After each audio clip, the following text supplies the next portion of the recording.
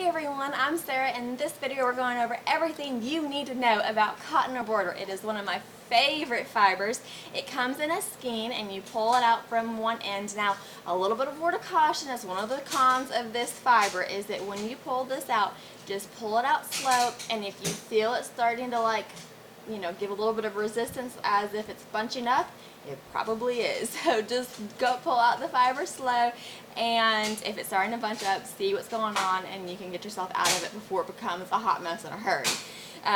Any rate, so it comes in a skein. It has a smooth texture, which for me is a pro. I really prefer the smooth textures for hand embroidery work over the textured ones, but that's just a matter of personal preference.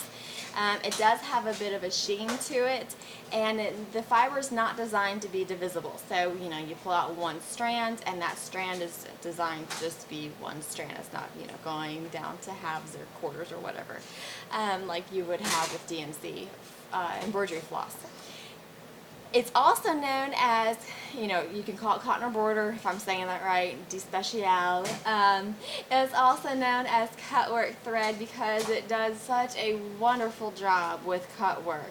It's beautiful. If I'm dealing with lightweight, like super lightweight fabrics, then I will stick with floche. But anything not super lightweight, I'll go towards cotton or border. It does a lovely job. It's super durable, super strong. It doesn't really unravel on you, but I do like to use a little bit of a turn of the needle as I'm working my stitches to keep the twist together, so I'll work my stitch, bring it up through the fabric, and just give a little bit of a turn, and I find that across the board with fibers is a really good habit to get into. But yeah, it's strong, and it really doesn't get worn very easily. It doesn't have that worn effect that you can find with floche if you're using too long of a thread or you've brought it in and out of your fabric too much. I think it's amazing for smocking as well. You can just use one strand. You can double it up for more of a thicker look. It's sewing you to you, but it does a great job with smocking, hand embroidery, like I said, especially cut work. It also takes the cake for me with padded satin stitch because this stuff comes in different sizes.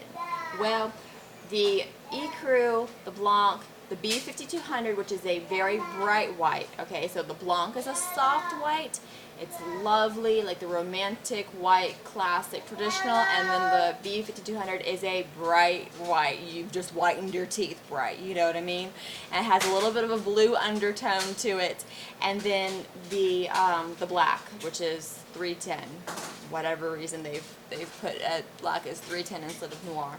But those four colors come in different sizing. So they will come in four different sizes, size 16, 20, 25, and 30. And the 16 is the largest, 30 is the smallest. So when you're talking padded satin stitch, when especially if you're doing something classic and using those four colors, those neutral classic colors, you can take the size 16 as your padding since it's thicker and you just want it as padding. You can use that and then take size 25 or 30 and do the satin stitch of the padded satin stitch to round everything off and give it like a, the satin part of that. Gosh, I'm like going around and around my words.